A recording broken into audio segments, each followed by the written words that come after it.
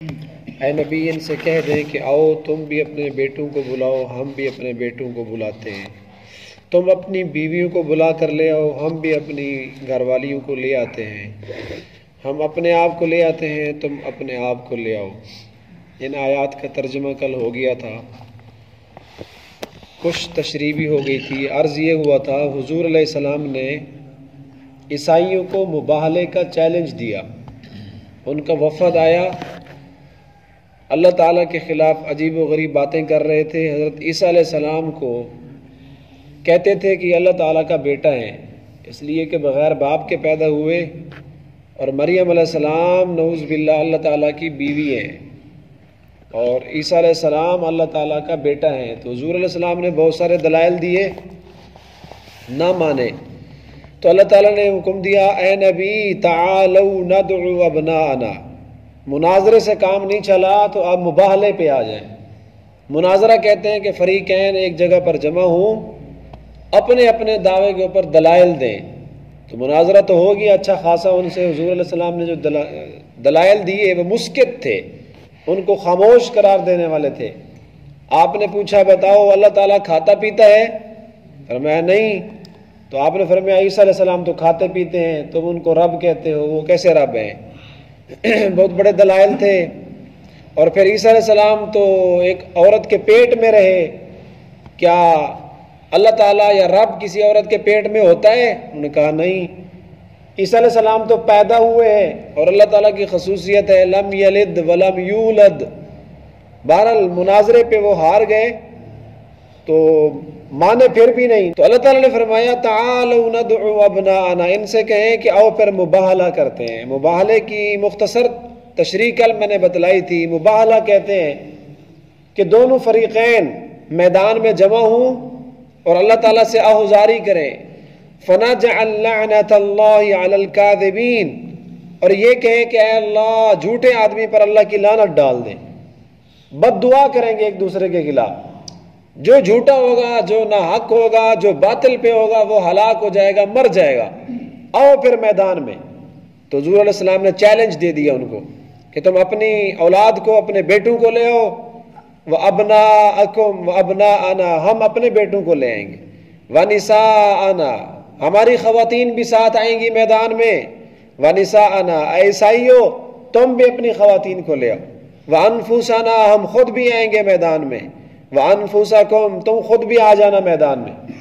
مباہلہ بہت بڑا چیلنج ہوتا ہے، اللہ تعالیٰ کا عذاب نازل ہو جاتا ہے جب وقت کا نبی بد دعا کر رہا ہو کسی کے خلاف، تو بہت بڑا چیلنج تھا۔ تو حضور علیہ السلام صبح کے وقت جب مباہلہ کا ٹائم ہوا تو آپ اپنی اولاد میں سے حضرت حسن، حضرت حسین رضی اللہ تعالی عنہما، حضرت فاطمہ، حضرت علی رضی اللہ عنہما، ان حضرات کو لے کر آپ میدان میں تشریف لائے۔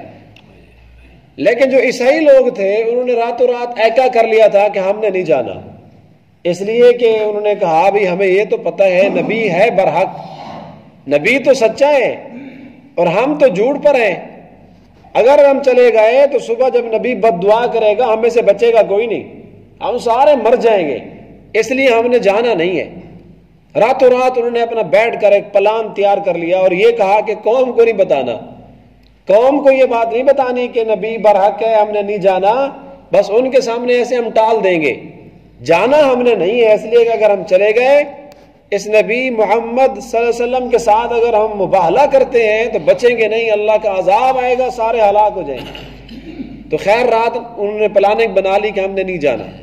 تو صبح صبح حضور علیہ السلام کے پاس آ گئے سارے یہ کہتے ہوئے کہ ہم نے آپ سے مباہلہ نہیں کرنا، ہم اپنا چیلنج واپس لیتے ہیں، مباہلے کے لیے ہم نہیں آئیں گے، البتہ یہ ہے کہ ہمارے پر ایک احسان کرو کہ ہم آپ کی وفادار رعایا بن کے رہنا چاہتے ہیں، آپ کی حکومت کے محتاط، آپ کی بادشاہت کے محتاط رہیں گے، اور آپ ہم سے جزیہ لو، آپ ہم سے ٹیکس لو۔